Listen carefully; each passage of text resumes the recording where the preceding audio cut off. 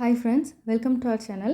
இன்றைக்கி நம்ம இந்த வீடியோவில் ஒரு சூப்பரான லன்ச் மெனு என்ன, பிரேக்ஃபாஸ்ட் என்ன அப்படிங்கிறத பார்க்க போகிறோம். அது மட்டும் இல்லை, ரொம்ப சீக்கிரமாக 1 ஹவர்க்குள்ளே பிரேக்ஃபாஸ்ட் லன்ச்சு நம்ம எப்படி முடிக்கலாம், ரொம்ப ஈஸியாக எப்படி பண்ணலாம் பிளான் பண்ணி அப்படிங்கிறத இந்த வீடியோவில் நம்ம பார்க்கலாம்.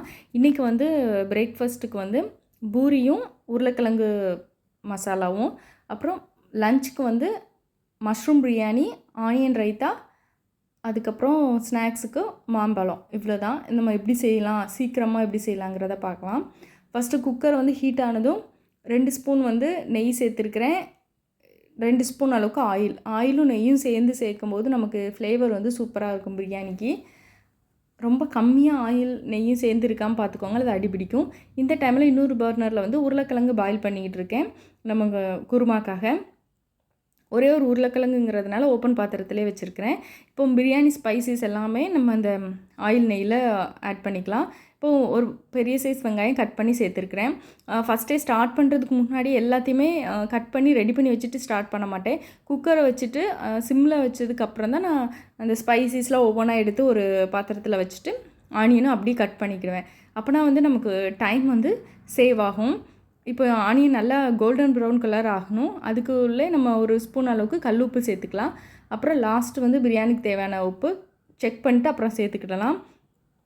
நல்லா கோல்டன் ப்ரௌன் ஆனதும் நம்ம இஞ்சி பூண்டு பேஸ்ட் சேர்க்கணும். அதுக்கு முன்னாடியே ஒரு கையளவுக்கு புதினா கொத்தமல்லி குட்டி குட்டியாக கட் பண்ணி சேர்த்துக்கோங்க. என்கிட்ட இன்றைக்கி கொத்தமல்லி இல்லாதனால புதினா இலை மட்டும் சேர்த்துருக்குறேன். இப்படி சேர்த்து மிக்ஸ் பண்ணும்போது நல்ல ஃப்ளேவர் கிடைக்கும். நல்லா கோல்டன் ப்ரௌனாக ஆனியன் ஆகிட்டு இப்போ நம்ம ஒரு ஸ்பூன் அளவுக்கு இஞ்சி பூண்டு பேஸ்ட்டு சேர்த்துக்கலாம். நார்மலாக இஞ்சி பூண்டு பேஸ்ட் வந்து அப்பப்போ நான் அரைக்க மாட்டேன். 1 வீக் தேவையான அளவு வந்து அரைச்சி ஃப்ரிட்ஜில் ஸ்டோர் பண்ணி வச்சுக்கிடுவேன். அப்படி இருந்துச்சுன்னா நமக்கு வேலை ரொம்ப ஈஸியாக முடியும். ஏன்னா இதுக்கே கொஞ்சம் நமக்கு டைம் ஆயிரும். இப்போ நல்லா ராஸ்மல் போயிட்டு இப்போ 2 ஸ்பூன் அளவுக்கு கரம் மசாலா, 1 ஸ்பூன் வந்து காரத்துக்கு மிளகாய்த்தூள், 1 ஸ்பூன் மல்லித்தூள் சேர்த்துருக்குறேன். கரம் மசாலா அல்லது பிரியாணி மசாலா எடுத்துக்கலாம். 2 பங்கு அதை எடுத்துக்கிட்டோன்னா மல்லித்தூள் வந்து அதில் பாதி பங்கு எடுத்துக்கோங்க. இப்போ இது எல்லாத்தையும் நல்லா மிக்ஸ் பண்ணிவிட்டு ஒரு தக்காளி அதிகமாக சேர்க்க வேண்டாம், ஒரு மீடியம் சைஸ் தக்காளியை குட்டி குட்டியாக கட் பண்ணி இதனுடைய நம்ம சேர்த்து இதையும் நல்லா வதக்கிட வேண்டியதான். இந்த மசாலாலாம் அடிப்பிடிச்சிடாமல் பார்த்துக்கோங்க. இது கூடயே ஒரு 3 ஸ்பூன் அளவுக்கு கெட்டியான தயிர் நம்ம சேர்த்து நல்லா மிக்ஸ் பண்ணிக்கலாம். இப்போ தக்காளி அந்த தயிர் எல்லாமே நல்லா மிக்ஸ் ஆகி ஒரு கிரேவி பதத்துக்கு நமக்கு வந்திருக்கும். இந்த ஸ்டேஜில் மஷ்ரூமை வந்து நம்ம கட் பண்ணி இதில் சேர்த்துக்கிடலாம். ரொம்ப சின்னதாக மஷ்ரூமை கட் சேர்த்தோம் அப்படின்னா வெந்ததுக்கப்புறம் ரொம்ப சுருங்கிரும். அதனால் மீடியம் சைஸில் வந்து நீங்கள் க்ளீன் பண்ணிவிட்டு கட் பண்ணி நம்ம சேர்த்துக்கிடலாம். இதையும் நல்லா ஒரு 2 நிமிஷம் மட்டும் வதக்கினா நம்ம போதும். ஆல்ரெடி 1/2 அன் ஹவருக்கு முன்னாடியே நான் வந்து பாஸ்மதி ரைஸ் 1 கப் அளவுக்கு ஊற வச்சு வச்சுருக்கிறேன். நீங்கள் நார்மலாக சாப்பாடுக்கு சேர்க்குற ரைஸ் எடுத்துக்கலாம், அல்லது ஜீரக சம்பா ரைஸ் எதுனாலும் நம்ம எடுத்துக்கிடலாம். இப்போ பாஸ்மதி ரைஸ் எடுத்துக்கிறதுனால 1 கப் அரிசி எடுத்தோன்னா 1.5 கப் அளவுக்கு நம்ம தண்ணி சேர்த்து ஒரு விசில் வச்சா கரெக்டாக இருக்கும். இது சாப்பாடு அரிசி எடுத்திங்கன்னா 1க்கு 2 கப் அளவுக்கு தண்ணி வச்சு நீங்கள் 2 விசில் வச்சுக்கிடலாம். இப்போ நல்லா மிக்ஸ் பண்ணிவிட்டு கொதித்ததுக்கப்புறம் தான் நம்ம வந்து வடிகட்டி வச்சுருக்கிற அரிசியை நம்ம போடணும். இப்போ அரிசியெல்லாம் சேர்த்துக்கலாம். அரிசி சேர்த்ததுக்கப்புறம் லைட்டாக மிக்ஸ் பண்ணி விட்டுட்டு உப்பு காரம் கரெக்டாக இருக்கா அப்படின்னு இந்த ஸ்டேஜில் செக் பண்ணிவிட்டு தேவையான அளவு போட்டுக்கலாம். உப்புலாம் 1 கல் அளவுக்கு தூக்கலாக இருக்கணும் இந்த டைமில். அப்போ தான் நமக்கு வெந்து வரும்போது உப்பு கரெக்டாக இருக்கும். இப்போ கரெக்டாக இருந்துச்சுன்னா வெந்து வரும்போது வந்து உப்பு கம்மியாக இருக்க மாதிரி இருக்கும். அதை மட்டும் பார்த்துக்கோங்க. இப்போ குக்கரை க்ளோஸ் பண்ணி ஒரு விசில் வரட்டும். அதுக்கு இடையில நம்ம வந்து பூரிக்கு வந்து மாவு முதல்ல பிசைஞ்சு நம்ம வச்சுக்கலாம். அதனால் 1 கப் அளவுக்கு கோதுமை மாவு எடுத்துருக்கிறேன்.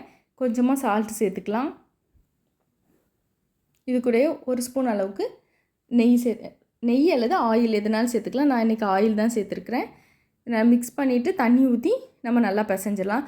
நான் எப்போவுமே லைட்டாக தண்ணி ஊற்றி ஜஸ்ட்டு பிசைஞ்சு மட்டும் வைப்பேன். அப்புறம் நம்ம எப்போ பூரி சுட போகிறோன்னா அதுக்கு முன்னாடி கொஞ்சம் நல்லா பிசைஞ்சிக்கிடுவேன். அப்போனா நமக்கு வந்து கையெலாம் வலிக்காது, ரொம்ப ஈஸியாக இருக்கும். இப்படியே வச்சுருவேன். அதுவே நான் ஊறினதுக்கப்புறம் தன்னால் நல்லா சாஃப்டாயிரும். அப்புறம் ஈஸியாக இருக்கும் நமக்கு. இப்போ வந்து கிரேவி நம்ம செஞ்சிடலாம். உருளைக்கிழங்கு ஆல்ரெடி வெந்துட்டு ஃபஸ்ட்டே வேக வச்சதுனால இப்போது ஆயில் சூடானதும் அது கூட 1 ஸ்பூன் அளவுக்கு கடுகு சேர்த்துக்கலாம். கடுகு பொரிஞ்சதும் கடலைப்பருப்பு 1 ஸ்பூன் நம்ம சேர்த்துக்கலாம். இன்றைக்கி வந்து ஹோட்டல்லலாம் செய்வாங்களா அந்த மாதிரி தான் செய்ய போகிறேன். கடுகு நல்லா பொரிஞ்சிட்டு இது கூட 1 ஸ்பூன் அளவுக்கு கடலைப்பருப்பு சேர்த்துருக்கிறேன். அப்புறம் குட்டி குட்டியாக இஞ்சும் பூண்டும் கட் பண்ணி வச்சுருக்கிறத இந்த ஆயிலே போட்டுக்கலாம். கொஞ்சமாக தாளிக்கிறதுக்காக கருவேப்பில் இதை லைட்டாக வதக்கிக்கிடலாம். அப்புறம் ஒரு பெரிய சைஸ் வெங்காயத்தை வந்து குட்டி குட்டியாக கட் பண்ணி வச்சுருக்கிறேன். அதையும் இதோடய நம்ம சேர்த்துடலாம். இப்போ வெங்காயம் வதங்கட்டும். ரொம்ப ப்ரௌன் கலராக ஆகணும்னு அவசியம் இல்லை. ஒரு பாதி அளவு வெங்காயம் குக் ஆனால் போதும். அந்தளவுக்கு மட்டும் வதக்கிக்கலாம். காரத்துக்கு வந்து பச்சை மிளகாய் மட்டும்தான், அதனால் காரத்துக்கு தகுந்த மாதிரி போட்டுக்கோங்க. இது கூட ஒரு அரை ஸ்பூன் அளவுக்கு மஞ்சள் தூள் சேர்த்து மிக்ஸ் பண்ணிவிட்டு அப்புறம் இந்த கிரேவிக்கு தேவையான அளவு தண்ணி நம்ம ஊற்றிக்கலாம். இப்போ நம்ம வேக வச்ச உருளைக்கிழங்கு வந்து தோல்லாம் எடுத்துட்டு அதை கொஞ்சம் 1-2 மசிச்சுக்கலாம். மசித்து இதனுடைய சேர்த்துடலாம். இப்போ ஹோட்டலில் கிடைக்கிற டேஸ்ட் நமக்கு வரணும் அப்படின்னா அவங்க வந்து பொரிகடலை மாவு சேர்த்துப்பாங்க. அதனால் நம்மளும் வீட்டில் செய்யும்போது சேர்த்தோம் அப்படின்னா நமக்கு கிரேவிக்கு நல்லா திக்காகவும் இருக்கும், டேஸ்ட்டும் சூப்பராக இருக்கும். அதனால் 1 ஸ்பூன் அளவுக்கு பொரிகடலை மாவில் கொஞ்சமாக தண்ணி ஊற்றி மிக்ஸ் பண்ணி இதனுடைய சேர்த்துருக்கிறேன்.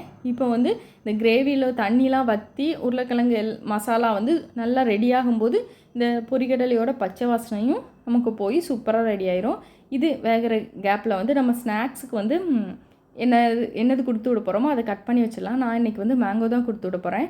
அதனால் ஸ்நாக்ஸ் பாக்ஸில் சைட் பை சைடாக அப்படி கட் பண்ணி நம்ம உள்ளே போட்டுற வேண்டியதுதான். அப்படின்னா நமக்கு வேலை ஈஸியாக முடியும். லாஸ்ட்டு எல்லாம் பண்ணிவிட்டு இதை எடுத்து வச்சோம் அப்படின்னா அதுக்குள்ளே நமக்கு டைம் இருக்காது. இப்போ ரெடி ஆகிட்டு ஸ்நாக்ஸுக்கு இதுக்குள்ளே நமக்கு வந்து ஒரு விசில் வந்தது நான் ஆஃப் பண்ணி வச்சேன். இப்போ வந்து பிரியாணி நமக்கு ரெடி ஆகிருக்கும். ஓப்பன் பண்ணி பார்க்கலாம். நல்லா சூப்பராக வாசனையோடு ரெடி ஆகிருக்கு.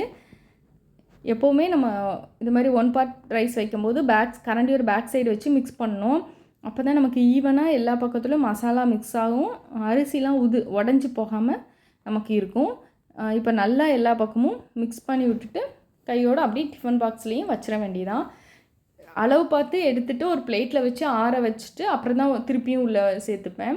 அந்த பட்டை கிராம்பு அது மாதிரி ஏதாவது இருந்துச்சுனாலும் எடுத்துகிட்டு கொஞ்சம் ஆறுனதுக்கப்புறம் பாக்ஸில் போட்டு அதையும் க்ளோஸ் பண்ணிட வேண்டியதான். இப்போ தேர்டு ஒரு ஸ்நாக்ஸ் இருக்குது 3 o'clock கிட்ட. அதுக்கு வந்து கிஸ்மிஸ்ஸு கொஞ்சம் டேட்ஸு அப்புறம் சீஸ் பால்லாம் வச்சுருக்கிறேன். இப்போ பாருங்கள் மாவு வந்து நல்லா சாஃப்டாக இருக்குது. இப்போ லைட்டாக இந்த மாதிரி கையில் நம்ம பிசைஞ்சாலே போதும். ரொம்ப ஈஸியாக இருக்கும் நமக்கு. ரொம்ப அழுத்தி பிசையணும், ரொம்ப நேரம் பிசையணும் அப்படின்லாம் அவசியமே இல்லை. இப்போ கொஞ்சம் நேரம் வச்சுருக்கோம்லாம் அதிலே நல்லா ஊறினதுனால சூப்பர் சாஃப்டாக நமக்கு வந்து மாவு ரெடி ஆயிரும். இப்போ நம்ம வந்து உருண்டையாக உருட்டி பூரிக்கு தேய்ச்சி பூரி போட்ட வேண்டியதான். சின்ன சின்ன உருண்டையாக எடுத்துக்கலாம்.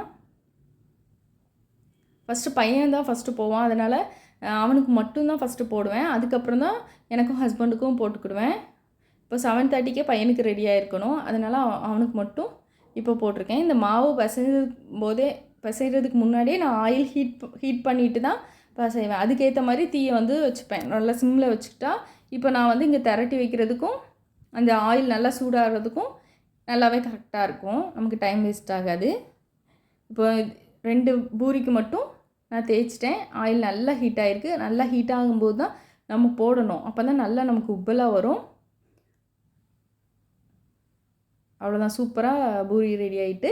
இந்த பூரி மாவு பிசைகிறதுக்கு முன்னாடியே நான் பையனை எழுப்பி அவனை ஃப்ரெஷ்அப் பண்ண வச்சுட்டு ரெடி ஆகிட்டான். இப்போ வந்து சாப்பாடு நம்ம கொடுத்துட்டு திருப்பி மீதி வேலைகள் எதுவும் இருந்துச்சுன்னா நம்ம பார்க்க வேண்டியதான். ரொம்ப சீக்கிரமாகவே சீக்கிரம் கடன்னு நம்ம பண்ணிடலாம். நம்ம பிளான் மட்டும் கொஞ்சம் பண்ணோம் அப்படின்னா ரொம்ப ஈஸியாக இருக்கும். 1 hourலே எல்லாத்தையுமே நான் சூப்பராக முடிச்சிட்டேன். லன்ச் எல்லாமே முடிச்சாச்சு, பிரேக்ஃபாஸ்ட்டும் முடிச்சாச்சு. நீங்களும் உங்கள் வீட்டில் இந்த ரெசிபீஸை ட்ரை பண்ணி பாருங்கள். தேங்க்ஸ் ஃபார் வாட்சிங்.